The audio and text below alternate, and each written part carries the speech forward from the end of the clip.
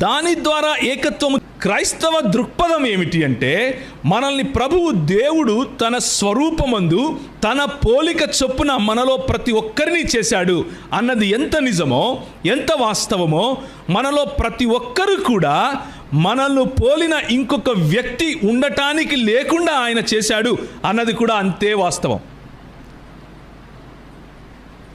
నువ్వేమై ఉన్నావో అది నువ్వు మాత్రమే. నిన్ను పోలి ఇంకొకడు ఉండడు. మానవత్వములో మనందరము మానవులమే, కానీ ఇండివిజువల్ వ్యక్తిగా నీవు సపరేట్.